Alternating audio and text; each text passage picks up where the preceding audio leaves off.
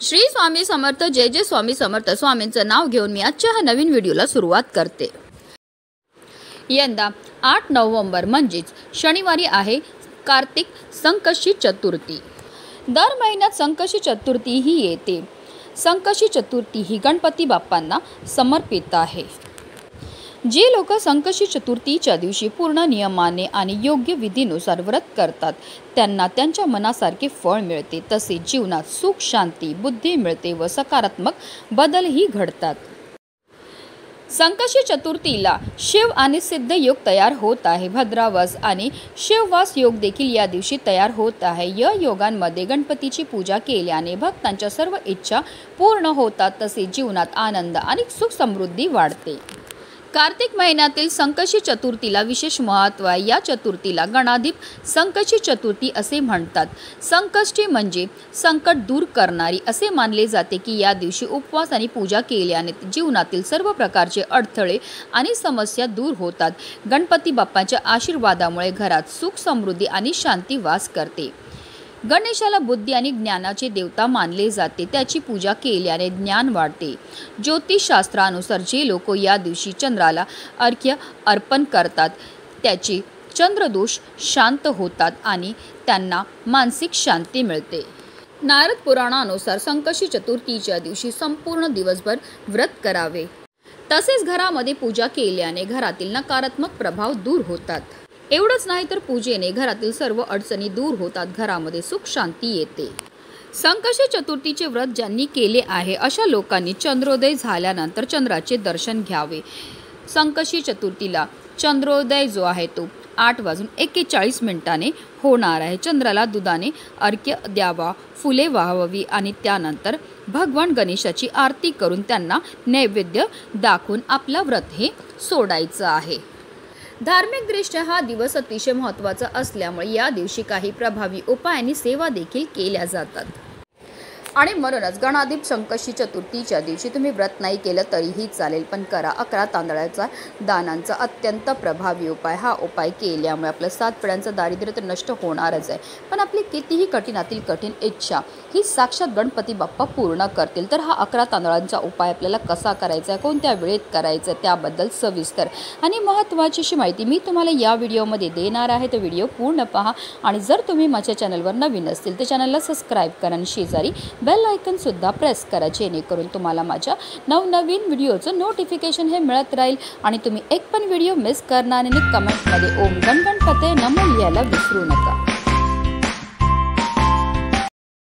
गणाधिप संकष्टी चतुर्थीच्या दिवशी आपल्याला ब्रह्ममुहूर्तावर उठायचं नाही, अंथरुणामध्येच आपल्याला गणपती बाप्पांचं नामस्मरण करायचं आहे आणि स्नान करायची। स्नान केल्यानंतर आपल्याला स्वच्छ वस्त्र हे परिधान करायचे, जर शक्य असेल तर लाल किंवा पिवळ्या रंगाचे वस्त्र परिधान करा। त्यानंतर आपल्याला सर्वप्रथम देवघरामध्ये दिवा हा प्रज्वलित करून घ्यायचा आहे, कारण कोणतीही सेवा किंवा कोणताही उपाय जर आपण अग्नीच्या साक्षीने केला तर त्यामध्ये आपल्याला निश्चितच सफलताही प्राप्त होत असते। आपल्याला संकष्टी चतुर्थीचे व्रत करण्याचे संकल्प हे करून घ्यायचं आहे। त्यानंतर आपल्याला सूर्यदेवांना जल हे अर्पण करायचे। जल अर्पण करताना ओम सूर्यदेवाय नमः, ओम आदित्याय नमः या मंत्राचा जप हा करायचा आहे। त्यानंतर आपल्याला विधिवत गणपती बाप्पांची पूजा ही करून घ्यायची आहे। आता जर तुमच्याकडे गणपती बाप्पांचा फोटो असेल तर स्वच्छ पुसून घ्या। आता मूर्ती असेल तर त्यांना तुम्हाला तामनामध्ये घ्यायचं आहे आणि त्यांच्यावर आपल्याला जलाभिषेक किंवा पंचामृताने अभिषेक हा करायचा आहे। 11 पळी पाणी आपल्याला गणपती बाप्पांवर अर्पण करायचं आहे।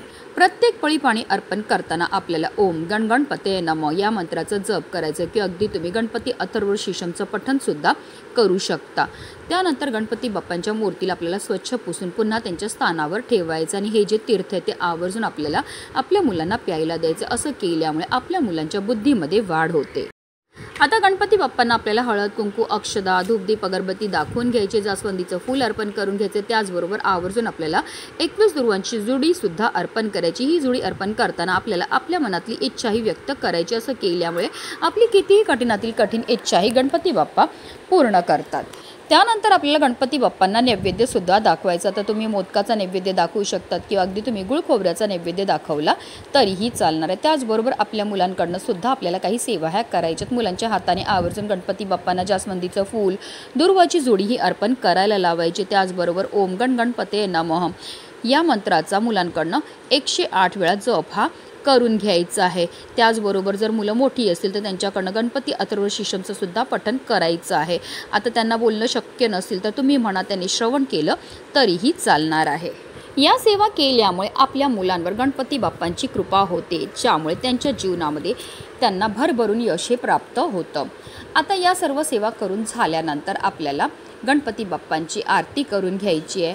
संध्याकाळी चंद्र उदय झाल्यानंतरच आपल्याला चंद्राला जल अर्पण करायचं आहे किंवा तुम्ही दूध अर्पण करू शकतात।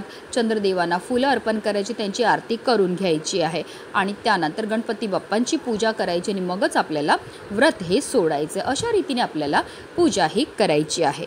सगळ्यात पहिला उपाय जो आहे तो अगदी तुम्ही सकाळपासून संध्याकाळपर्यंत कधीही करू शकता। ज्या मुलींचा विवाह जुळण्यामध्ये समस्या येतात, म्हणजे कुंडलीमध्ये जर मंगळ दोष असेल किंवा इतरही काही दोष असतात, त्यामुळे जर त्यांचा विवाह जुळत नाही, विवाहामध्ये विलंब होतो किंवा बऱ्याचदा जुळलेले विवाहसुद्धा तुटून जातात, तर अशा मुलींनी हा उपाय जो आहे तो स्वतः केला तर अतिशय उत्तम, किंवा त्यांच्या आई वडीलसुद्धा मुलांकरता हा उपाय जो आहे तो करू शकतात।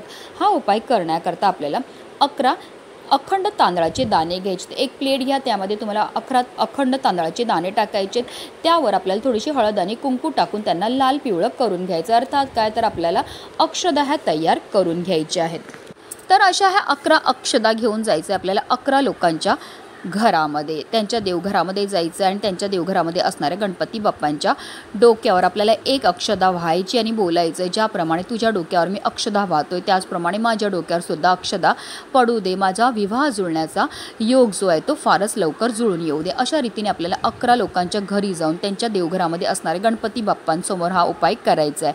आता तुम्हाला 11 लोकांच्या घरी जाऊन हा उपाय करणं शक्य नसेल तर तुम्ही 11 गणपती बाप्पांच्या मंदिरामध्ये जाऊन सुद्धा याच पद्धतीने हा उपाय जो आहे तो करू शकतात। आपल्याला मंदिरामध्ये गेल्यावर सर्वप्रथम गणपती बाप्पांसमोर दिवा प्रज्वलित करायचा आहे। गणपती बाप्पांना हळद कुंकू अक्षदा धूपदीप अगरबत्ती दाखवून घ्यायचे। गोडाचं नैवेद्य घेऊन गेले असेल तर तो अर्पण करायचं। जास्वंदीचं फूल दुर्वा अर्पण करून घ्यायचे आणि त्यानंतर आपल्याला एक अक्षदा जे ते गणपती बाप्पांच्या डोक्यावर टाकायचे आणि म्हणायचं, ज्याप्रमाणे तुझ्या डोक्यावर मी अक्षदा टाकतोय त्याचप्रमाणे माझ्या डोक्यावर सुद्धा अक्षदा पडू दे, माझा विवाह जुळण्याचे योग जे ते फारच लवकर जुळून येऊ दे। अतिशय चमत्कारिक असा हा विवाह उपाय आहे। हा उपाय केल्यामुळे आपल्या मुलांच्या विवाहामध्ये असणारे जे अडथळे ते दूर होतात आणि त्यांचा फारच लवकर विवाह जुळण्याचे योग हे जुळून येतात। पुढचा उपाय जो आहे तो आपल्याला नारळापासून करायचा। नारळाला श्रीफळ असं सुद्धा म्हटलं जातं। नारळ हा गणपती बाप्पांना अतिशय प्रिय आहे। आता हा उपाय जो आहे तो आपल्याला गणपती बाप्पांच्या मंदिरामध्ये जाऊनच करायचा आहे। घरी हा उपाय आपल्याला करता येणार नाही।